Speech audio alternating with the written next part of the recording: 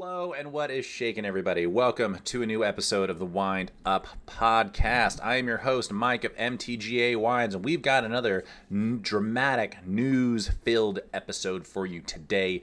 As always, we're going to come at you live with a bunch of very incredible headlines from the last week or so from the wine industry to bring you into our world and just how crazy it is continuing to get. Before we get into that, thank you all so much for continuing to download, listen, and subscribe to the show here. Thank you all so much. I know a few of you are asking, hey, where the hell is our Q&A episode that was supposed to come out last week? And I'm working on it.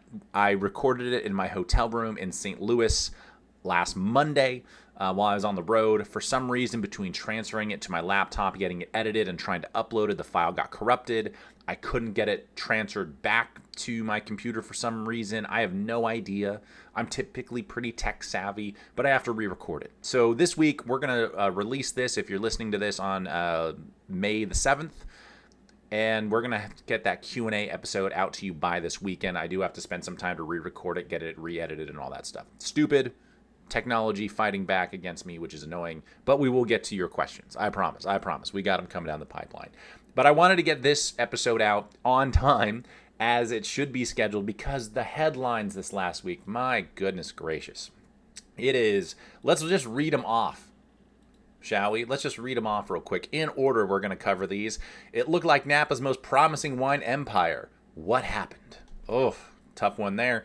Duckhorn to wind down, Canvasback, Migration, Paradox, and Postmark brands on top of other things. We'll get into that. And Bordeaux 2024, Cheval Blanc cuts price by nearly 30%. Ooh, Lynch Bage has done the same thing. There are plenty of people offering discounts right now in Bordeaux during Un Premier. Boy. Ex Negociant, actually, maybe it's not Un Premier. But anyway, things are being discounted heavily when you wouldn't expect them to be. Let's dive into it, shall we? I'm just going to get right into it. You know, you can follow me on all of our social networks at MTGA Wines, Instagram, YouTube, Book of Face, social network formerly known as Twitter. Head to our website, mtgawines.com, sign up for our mailing list, answer your questions for the Q&A on the email form on the homepage. Just scroll down all the ways you'll find it. Again, that's mtgawines.com. I'm going to try and condense down like the salesy stuff a little bit because I hate doing it. You probably hate listening to it. You probably hit the 30-second skip on it anyway. So we're just going to get into the action. The Promising Wine Empire. This was written by Esther Mobley and Jess Lander in the San Francisco Chronicle. By the way, if you want to read any of these articles, head to the description of the video. They might be behind a paywall. You could probably do it in read only. You might be able to find this somewhere else. The Reddit threads on all of this stuff is a fantastic read. But to give you a little background, this is 7 or so years after a ag tycoon by the name of Galen Lawrence Jr. Purchased Heights Cellars back in 2018. And some of you, in recent history, if you're really dialed into wine, have heard a lot of Lawrence family and their wine estate and kind of the empire they've been building here in the wine industry over the last 7 years, starting with Heights. You also looked at them acquiring Burgess, Stony Hill, the old Luna property. They started Brendel Cellars, I think that's how you pronounce that, as well as Inc. Grade. This is just, they came in hot and heavy, made a huge splash, hired on Master Som Carlton McCoy to lead the charge and really start kind of overhauling and we'll say updating all of these properties that I just mentioned. It has been a whirlwind and they have been getting after it. And this article basically goes on to state that it's quickly been, ground to a halt, almost as it seems. As McCoy stated back in 2022, we are rebuilding old brands that haven't always been seen as luxury estates, so really trying to elevate some of these brands. And then you also have him saying later that you have to have a sustainable company. To do that, we couldn't keep all the overhead. So there's been a lot of downsizing. There's been some layoffs, I'm assuming, all kinds of other things. The article states that Lawrence Wine Estate has, quote, also simply fallen prey to the punishing effects of today's plunging wine market and is not the only large company making major changes, which is 100% true. They cite Vintage Wine Estates declaring bankruptcy last year, and as we talked about previously, Constellation Brands divesting from a lot of its low-end wineries and Jackson family confirming layoffs. There's just all kinds of stuff to dive into here. Now, I've had the pleasure of actually going back up to Stony Hill Vineyards, which is one of their holdings and something that they spent a lot of time and money renovating and kind of dialing back in. I have not been to Heights, although I've tried some of the newer wines. I haven't had anything from their Inc. grade holdings. Brendel I have tried, and because Brittany ended up going to their tasting room down in Napa, that has since closed. All kinds of stuff to get to like try and unpack here. Now, there is kind of within the industry, and I'll give you guys a little of the inside track here. Carlton McCoy, who's the master somm, kind of leading this charge in this company right now, has mixed reviews in the Valley. I've been lucky enough to be in his presence, I suppose. That's a weird way of saying it, but around him and had good interactions with him. I know there are plenty of colleagues of mine that have not had that. There have been plenty of others that said, yeah, he's what you would expect from Master Somm, trying to lead this big operation. Like it's crazy. So there's a lot to be said, I suppose, there and around there. I'm going to try and avoid that because regardless of what you think of the man and what's going on, this is more of a conversation about where the wine industry is and perhaps, where this business is.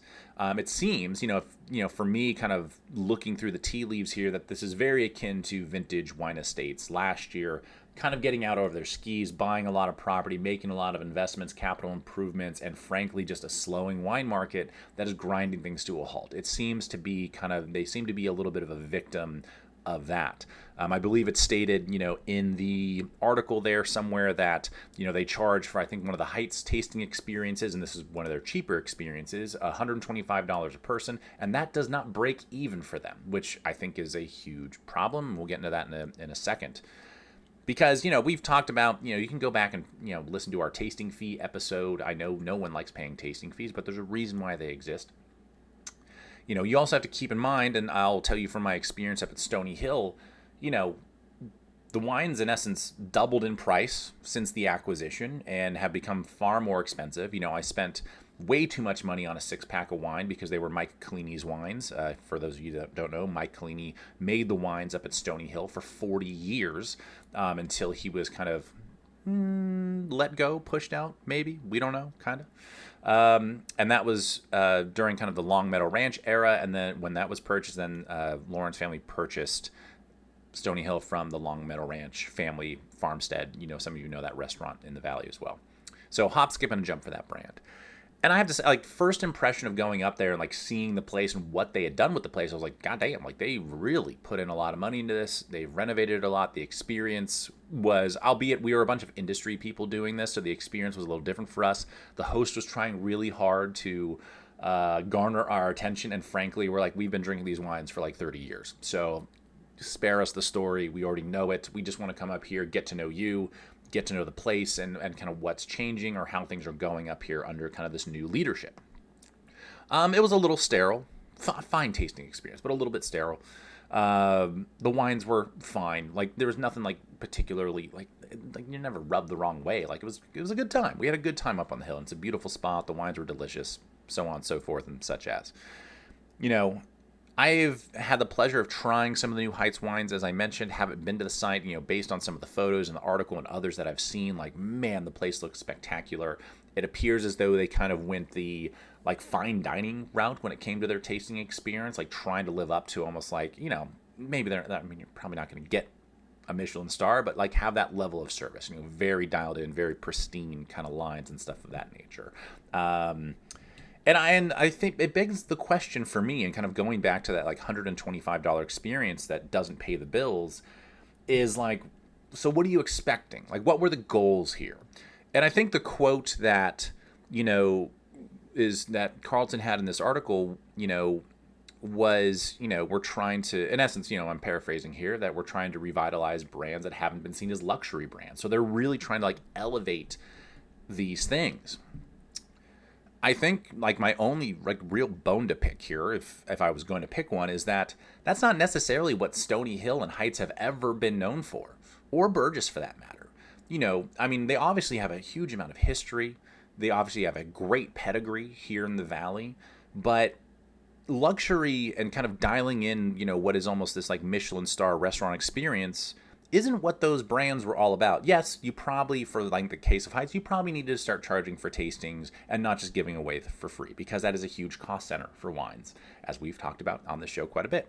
You probably needed to take some price increases on the wines, depending on, what your overhead and expenses are. Again, I don't have access to their books. I don't know, but maybe price increases were necessary. Did they need to double or triple the price of some wines? I'm being a little, facetious there. Facetious? I said that dumb. Being a little dramatic there, but, they are much more expensive, especially for some of the library wines that are available. Those are way more expensive than what they typically would be under these brands and their prior regimes. So maybe it's a combination of a couple things. One, slowing wine economy. Two, changing a lot too fast, and not necessarily alienating their current consumer base or previous consumer base, but trying to it's kind of slowed down their buy-in because things just happen so quickly. I don't know. It seems as though this definitely kind of smells of vintage wine estates and doing a lot really, really quickly and figuring like, hey, we're going to do all this high-end luxury stuff and really put a lot of money and capital investment into this, only for things to really slow down at a precipitous rate and kind of end up banging your head against the wall multiple times.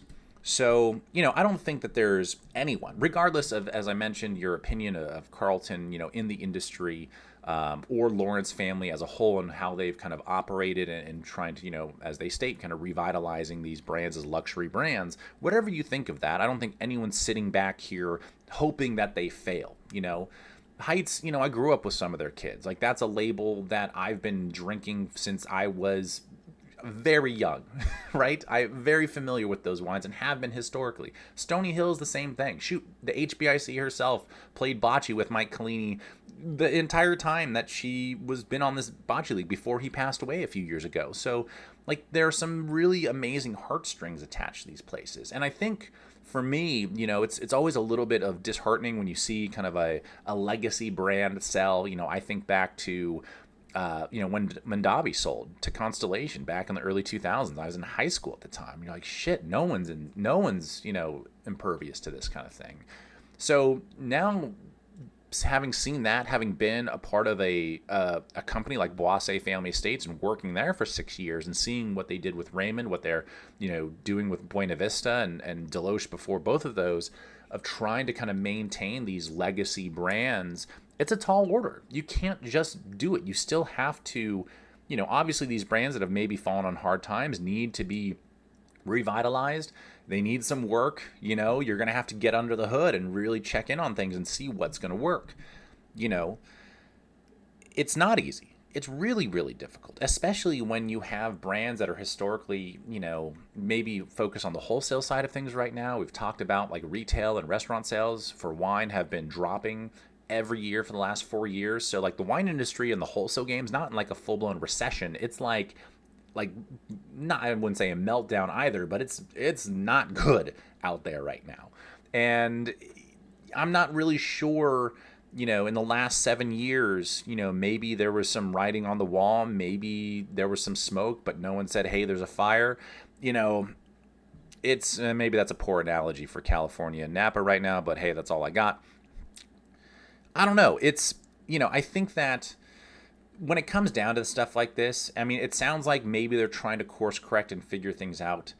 I think one of my biggest problems, and again, if there was a bone to pick here, the thing about kind of the luxury experience kind of things, like no harm, no foul. In this day and age, consumers and folks that visit the Valley, this may include some of you, maybe it doesn't, but they come here for the experience and the connection and all this other stuff. So focusing on that's a good thing. But I think my question kind of lies in, like, do you think that everyone wants like a Michelin style or like really pristine tasting experience at a winery? Where you're seated at a table, it's white linen, kind of, very like, dialed in, great maybe experience, or do you want people to like sit in the cellar with you at a table that might be, yeah, this is where we do blending, and it's a little messy, and there's barrels laying everywhere, and we're waxing bottles, so there's a power cord running down the hallway for someone getting work done. Like, is it does it really kind of provide this, like, the real experience that people want? And I think that that's kind of the key problem with some brands right now, if I were to guess. And this isn't just, me trying to rag on Lawrence family here, but, there's not really anything particularly authentic about that when it comes to how those brands have operated in the past. Now, yes, do we want to elevate them to be more luxury brands? Sure. But how can you do that in the confines of what that brand has historically been known for and build on that rather than do like a full reset? That seems to be the issue here. The downturn in the market and lack of visitation and all this other stuff, the lack of permitting transparency and the issues with Napa County. Obviously, that's a whole can of worms that we talked about a couple episodes ago. Please go back and listen to that if you haven't. It's absolutely fucking bonkers. There's just like this confluence of factors.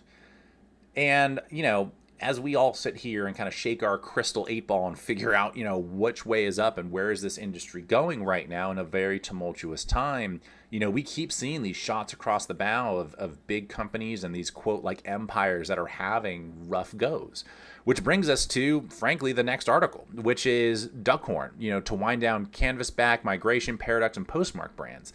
They're closing tasting rooms. They're going to be focusing more on kind of what are their core brands, which are Duckhorn, of course, Costa Brown. Yes, Duckhorn does own Costa Brown, for those that don't know. Decoy and Sonoma-Cutrer, although they're closing the Sonoma-Cutrer tasting room. They are going to continue with Goldeneye, Calera, and their Green Wing brands. Those latter two I've actually never heard of, but here we are. You saw the same thing that we talked about, with the Silver Oak family, the Duncan family, and wrapping up a lot of what they were doing with Toomey. You're seeing a lot of kind of these secondary, tertiary, how do you say that by 4 or 5? Like these extra brands that have fallen on hard times, because they've been kind of more broad market brands. They've been probably producing them in X amount of volume, and now there's just not enough demand, and there hasn't been for a couple of years now. So you see this kind of winding down and this continuing a contraction, across, the industry.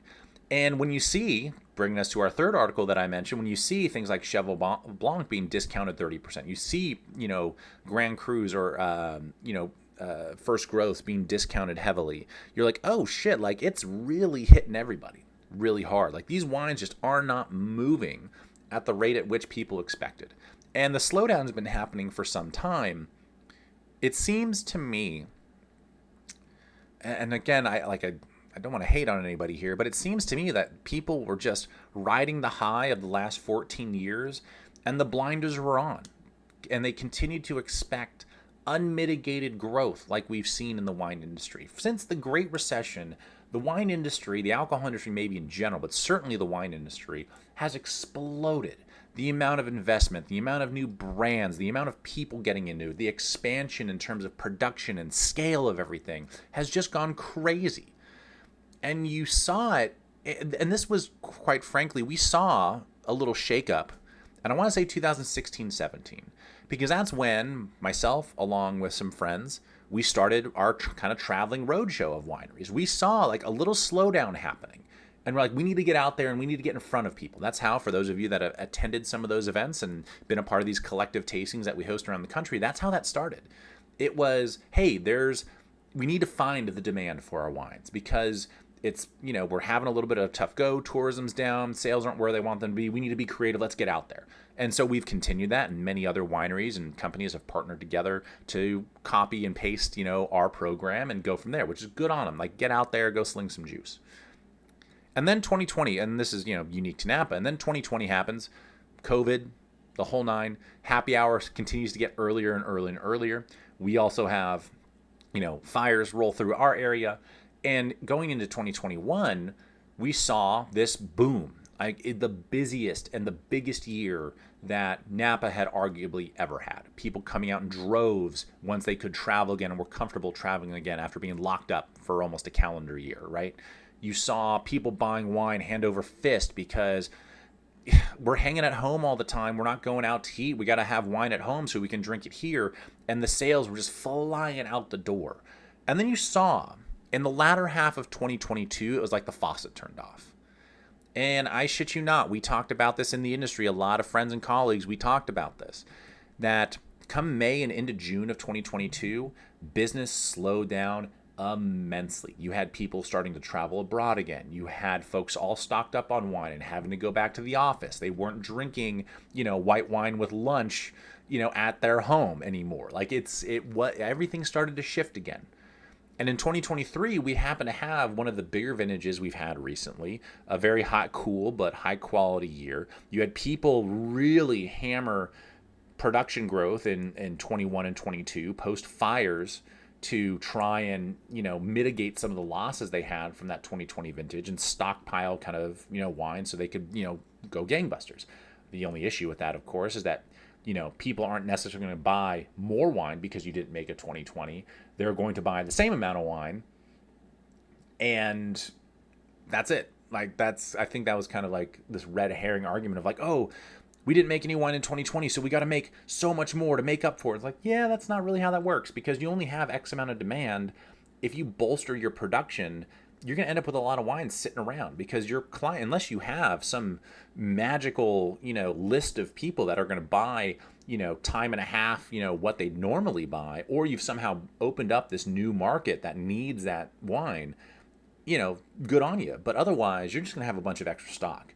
And then starting, of course, in 2020 into 2021, you started to see the downturn of retail sales and restaurant sales around the country.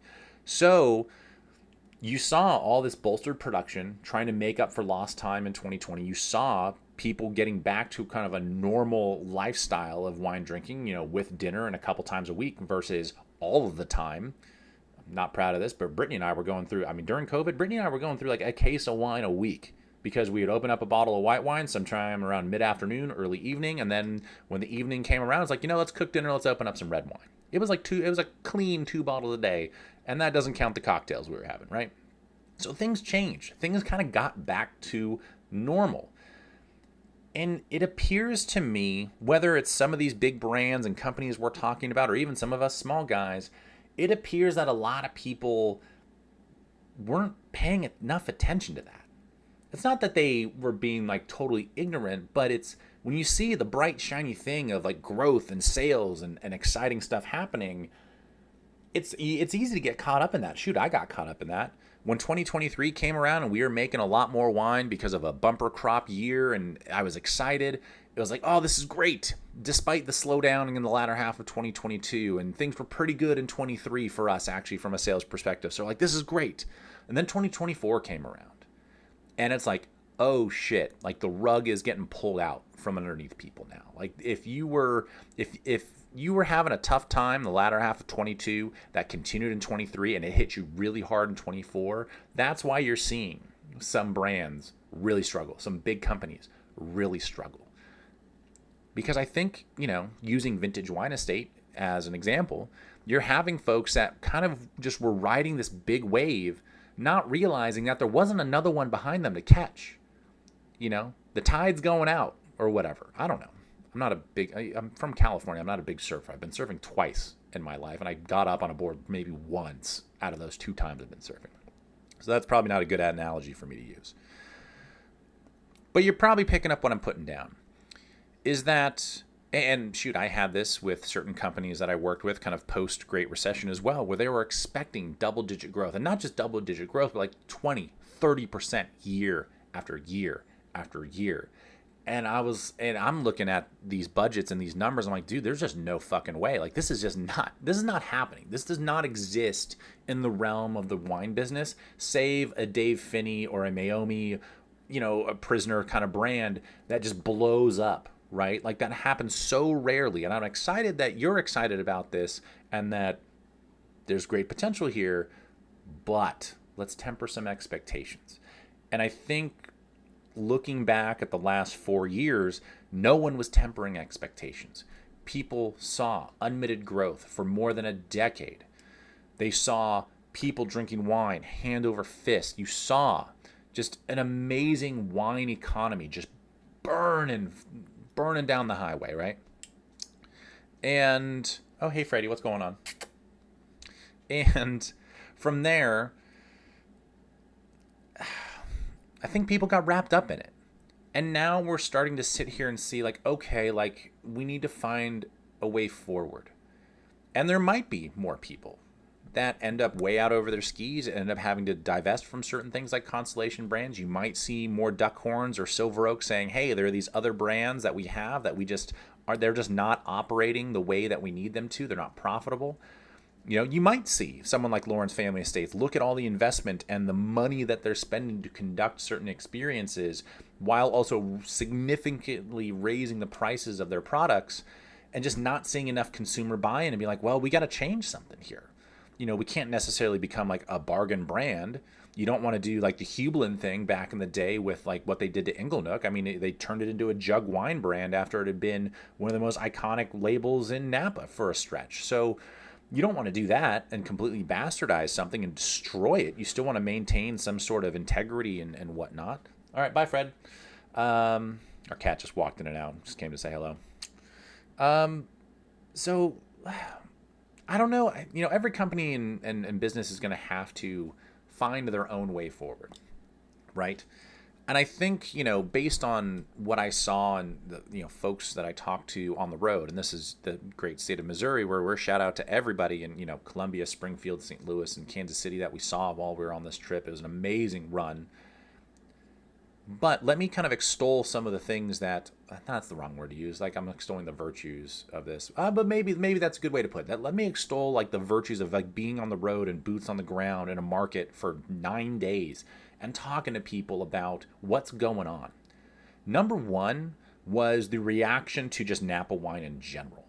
I can tell you firsthand, at least in this state, and maybe it's a handful of others, but if Missouri thinks this, then I guarantee you there are other markets that think this, that retailers and restaurateurs are looking at Napa as, one, severely overpriced for the quality because it's just this juicy, jammy, oaky, knock your socks off wine, which, fair enough, there's a time and place for that. But the overall vibe around Napa was not good. Period. Full stop. It was not good. And I'm very lucky that I had great conversations with some of these folks and that they enjoyed our wines, but that's because we make very typically lower alcohol, more restrained, less oak wines. Like, that's just what we do. So as soon as they said that, I'm like, you're going to be stoked when you try this Merlot and this Cab, because it is not what Napa has been for the last 10 years. The overall opinion of Napa quality is that it's overblown right now and that there's better value to be found elsewhere, at least in this market. And I think you're seeing that ripple through, places like Duckhorn, places like Lawrence, places like Silver Oak, and others that have, had to roll up certain brands, make layoffs and really start consolidating things in a way, because there are people that just aren't that into it, right? And I'll be honest here, our wines aren't particularly affordable, but at least they're the style that people seem to be asking for or looking for right now. It's not this overblown, crazy, over-extracted thing. I don't know. But that was kind of the first point I took from being on the road last week, is that the vibe around Napa in general, especially when it comes to the retail restaurant level, not good, period. And again, Missouri, and this is no hate on Missouri, because, there are just bigger cities elsewhere. It might not be the biggest wine market in the country, but damn it, it's got a great food and beverage scene, and they know what the fuck they're talking about. They absolutely. In fact, I've had, in recent history, over the last 4 years or so, I've had 2 of the best wine dinners I've ever had, pairing wise with our wines, in Springfield and in Columbia, Missouri. Just outrageous stuff that you would never expect.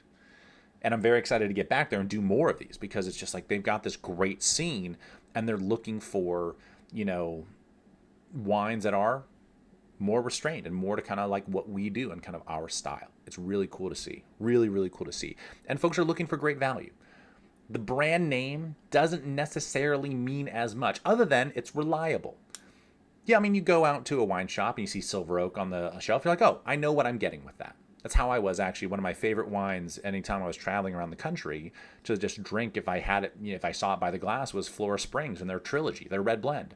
That for me was bang for your buck, one of the best wines out there, because it helped that we knew them. Like, it was someone that I knew personally and who had made the wine and had friends that have worked there. So there's a great personal connection. But on top of that, I knew it was fucking good juice and that I could rely on it to be really, really tasty, right? And not this overblown, over manipulated, over manufactured wine, right? Like, it was really, really good. Really, really good. So that was one side of it, was kind of like just the overall vibe when it came to, you know, the retail and restaurant side of things as it pertains to kind of the state of Missouri. Now, what was interesting is, you know, a lot of folks are kind of quoting a lot of this wine kind of downturn. Also on the direct to consumer side, you know, people are drinking less. Gen Z is not into wine at all. You know, everything from legalized cannabis is stealing airtime from wine to, you know, just people trying to be on health kicks or whatever. You know, we've talked a lot about the kind of prohibitionist movement, and that'll be a bigger part of the Q&A episode that we're going to release over the weekend. But that, you know, based on what other people are seeing, like by the numbers, that doesn't really seem to be the case. Like consumption, you know, outside of the retail and restaurant, like purchasing, like it seems as though people in general are drinking like roughly, like it's kind of, from what I've seen, I don't have there's not been like a great study to back this up, but anecdotally folks are saying like, hey, it's like been basically within a margin of error. Sure, it's dropped off a little bit, but we're waiting for this younger generation to get into wine and to be able to afford, you know, higher quality wines that are more expensive, you know, not the seltzers, not, you know, cheap, you know, flavored shots of whatever. You know, you're looking for people to kind of grow up within, you know, what their consumption is, if they're going to consume it all, right? And I think that that's kind of now been proven, is that, you know, you do have certain younger generations, whether it's us millennials or Gen Z, that are, you know, genuinely curious about wine and curious about these experiences and, you know, things, and they want to be a part of it, but it's just going to take time to kind of bring them in. Which kind of brings me back to, you know, what we were talking about in terms of some of these like luxury experience and just the expense of, say, Napa. You know, like our tasting fee is $75 a person. And if you're a member of our wine club, we waive that. But, you know, that's on the low end. You know, a lot of tastings, you know, talking about like the Lawrence family tasting fee that goes up from $125. You see other places that it's easily $125, if not more. You know, that's a tall order if you're traveling with a group of 4 people and you're out, you know, you're out $500 just to show up. And then you got to buy wine that's $1.25, $1.30, $1.50, $200 a bottle on top of that. You know, and hopefully maybe there's some work to be done in terms of like waiving a tasting fee or helping you out with shipping or whatever. You know, every winery is going to be different. But that's a tall order. You know, on top of just getting here and staying here and getting transportation and all that other stuff. So this is, you know, there's a lot to take in here. And this is why we say, you know, talking about these 3 articles in regards to Lawrence family and kind of the empire they were building, Duckhorn winding down some of their brands, and Bordeaux discounting heavily some of their, you know, first growths and, you know, Premier Cruise and things. Shoot, it's kind of a crazy time. I'm trying to look and see if there's like anything else that I missed. So actually, I mean, here's a good example. You know, again, not to harp too much on Lawrence family, but you look at, you know, Stony Hill Chardonnay went from roughly $60 a bottle up to, you know, $125. You look at the Cabernet Sauvignon, went from $90 to $250. And McCoy is quoted as stating the wines are very deserving of the prices, and that he wanted to, quote, put them on a pedestal. You know, that's fine. You know, you do have other folks that have, you know, talked about this. You have a gentleman by the name of Bill Cadman, owner of the Touquet winery, that bought Haynes Vineyard grapes for 47 years before Lawrence Wine Estate stopped selling them to him in 2022. You know, and allegedly they're releasing bottles of Chardonnay that are $250 a bottle. You know, there's like, does that make sense? And like in this economy, does this make sense? You know, and maybe it does. You know, maybe they're in that transition still. You know, where they've put a lot of this time and money into these brands, and if you're going to reset your pricing and kind of what you're known for, I mean, that's like a 5 minimum year process, I think.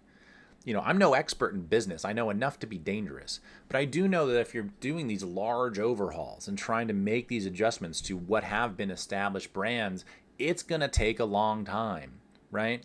It's, the second you start operating a certain way and your customers know that and get used to that, if a drastic change is made between the type of experience you're offering, the price of the wines that you're offering, whether or not you personally think they're deserving of that, because they very well may be.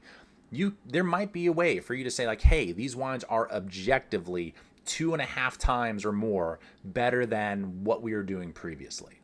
And we're spending that much more on these wines to make them that much better. That very well could be the case. I doubt it. I doubt it. You know why I doubt it? Because this goes back to what I say all the time, is that it's subjective. And if the people that have liked your wine historically, have been willing to pay X, that doesn't mean that they're willing to pay Y when you quote unquote, improve things. It's a hard reset on your brand, your image, and you're going to have to find, especially when you start pricing wines like that, a whole new stratosphere of people. And that's fine. That's fine. It's doable. But if you're not paying attention to the market conditions, the downturn of where things are going, the lack of visitation to Napa, if you're losing money on the tasting experience and the fee you're charging, on top of not seeing nearly as many people as you want to see, whether that's because of Napa County or not, you've clearly not paid attention to the other external factors that are pressuring your business. Now, I'm not saying that's the case with Lawrence. I'm not saying that that's necessarily the case with Silver Oak or Duckhorn or Cheval Blanc or any of these folks that are kind of going through, or Vintage wine estates, even though they went bankrupt. I'm not saying that's their problem necessarily.